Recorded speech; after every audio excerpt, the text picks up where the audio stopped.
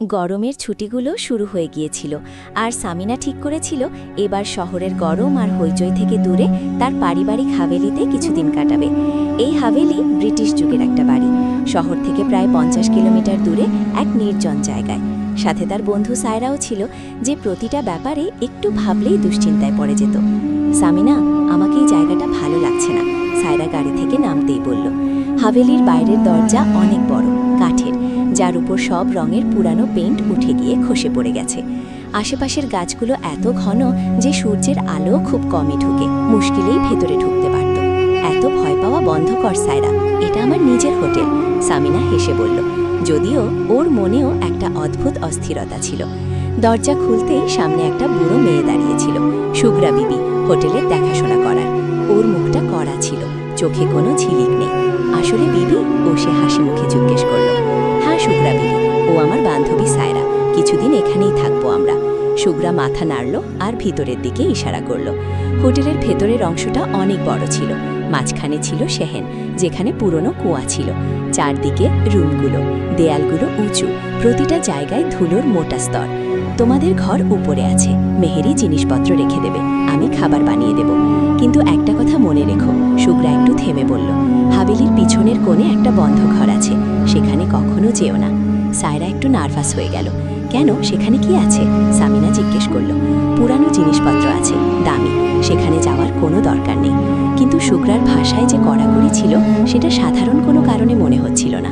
রাতের খাবারের পর সামিনা আর সায়রা হাভেলিতে ঘুরতে বেরিয়ে পড়ল।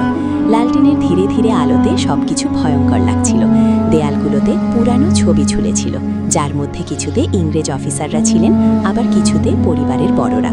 সামিনা, চল ফিরে যাই, এখানে ভালো লাগছে না। কিন্তু সামিনার নজর হৈলির পেছনের কোণে পড়েছিল। সেখানে একটা করিডোর ছিল, একদম অন্ধকার। সে সায়রার হাত ধরে ওই দিকে এগোতে শুরু করল। না সামিনা, সুগরা বেগম মানা করেছিল, শুধু একটু দেখলেই তো হয়, এতে কি সমস্যা? করিডোরের শেষ প্রান্তে একটা দরজা ছিল, মোটা কাঠের, তার উপর চেইন আর তালা লেগেছিল, আর তালার উপর একটা সুতো বাঁধা ছিল। দরজার উপরে আরবিতে কিছু লেখা ছিল, যা ম্লান হয়ে গিয়েছিল। দরজার নিচ থেকে ঠান্ডা হাওয়া আসছিল, যদিও বাইরে গরম ছিল। এখান থেকে চল সামিনা, প্লিজ। কিন্তু ঠিক তখনই পিছন থেকে একটা আওয়াজ এলো। বলেছিলাম না তো এখানে আসিস না। দুজনেই চৌকিতে শুভ্রা বউ দাঁড়িয়েছিল, তার মুখে রাগ ছিল। তাড়াতাড়ি তোমরা তোমাদের ঘরে যাও, আর এখানে আসার চেষ্টা করো না। সারা রাত সামিনার ঘুম আসেনি, তার কান থেকে সেই ঠান্ডা হাওয়ার আওয়াজ গুনগুন করছিল। পরের দিন সামিনা শুভ্রাকে জিজ্ঞেস করল, বউটা কি ওই বন্ধ ঘরে আছে? তুমি এত লুকাচ্ছ কেন? শুভ্রা চা খাচ্ছিল, সে কাপটা জোরে রেখে বলল, কিছু কিছু জিনিস জানার দরকার নেই। পুরনো সময়ে এই হাভেলিতে অনেক কিছু ঘটেছে। ওটা রুমটা বন্ধ আছে, তার একটা কারণ আছে।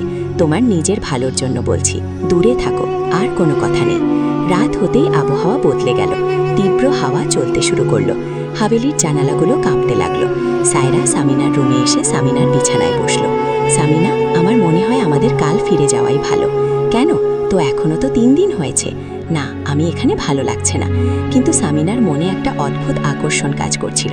সে জানতে চেয়েছিল এই বন্ধ রুমটার ভিতরে আসলে কি আছে। আধা রাতে সিমিনার ঘুম ভেঙে গেছে। সায়রা গভীর ঘুমেছিল।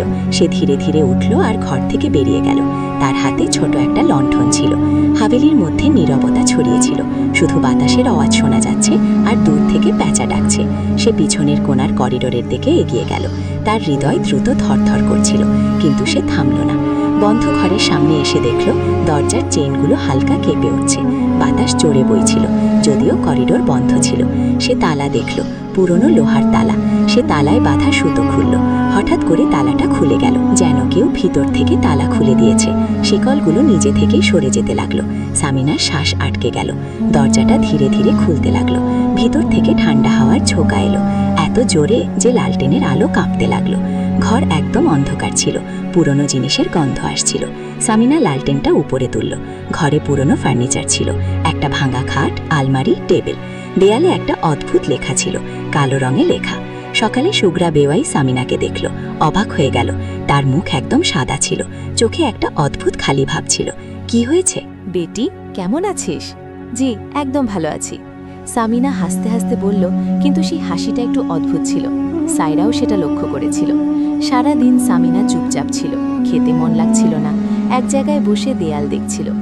রাতে সাইরা জেগে উঠল, দেখল সামিনা বিছানায় নেই। সে চিন্তায় পড়ে বাইরে বেরিয়ে গেল। হাভেলির বারান্দায় কুয়োর পাশে সামিনা দাঁড়িয়েছিল। তার চুল খুলেছিল এবং সে আকাশের দিকে তাকিয়েছিল। সামিনা, তুমি এখানে কি করছো? সামিনা ফিরে তাকালো। তার চোখে যেন একটা অদ্ভুত ঝলক ছিল। চাঁদটা কত সুন্দর। না সাইরা, সামিনা তুমি ঠিক তো? একদম ঠিক আছি। প্রথমবার এত ভালো লাগছে। কিন্তু তার কণ্ঠে একটা অদ্ভুত গুঞ্জন ছিল, যেন দুইটা আওয়াজ একসাথে বলছে। পরের দিন সামিনার আচরণ আরও অদ্ভুত হয়ে গেল।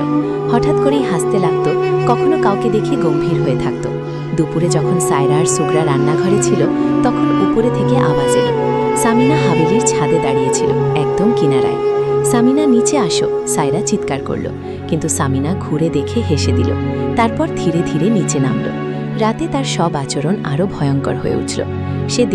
সে যার সামনে দাঁড়িয়েছিল, হঠাৎ এক অদ্ভুত ভাষায় সঙ্গীত গলা ফাটাতে লাগলো।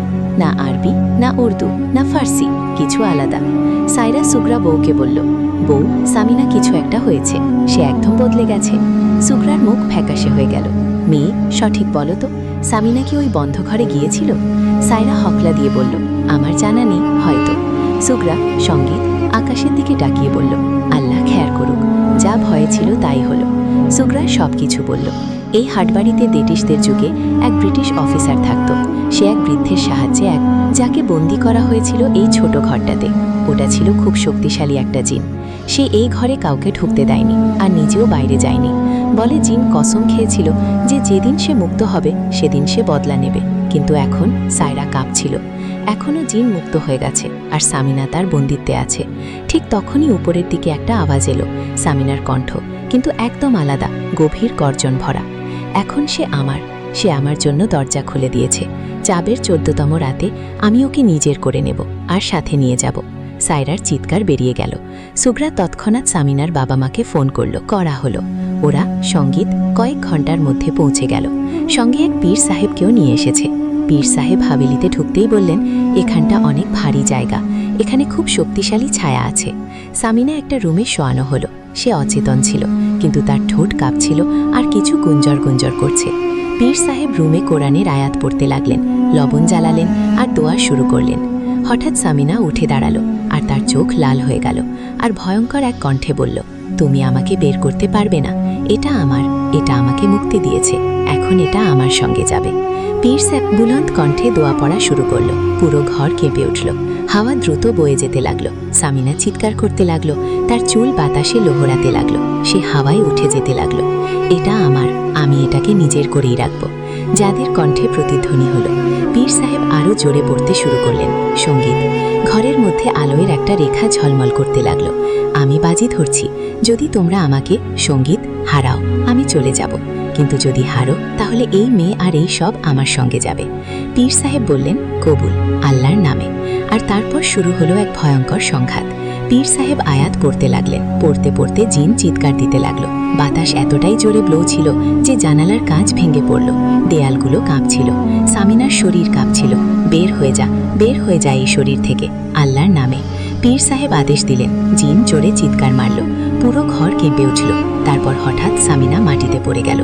ঘরটায় নীরবতা নেমে এলো। পীর সাহেব কিছুক্ষণ চুপ থাকলেন। তারপর সামিনার কাছে গেলেন। সে চোখ খুলল। আব্বুর নিজের কণ্ঠস্বর ছিল। সামিনার মা আরাম পেলেন, কিন্তু পীর সাহেব বললেন, এটা শেষ হয়নি।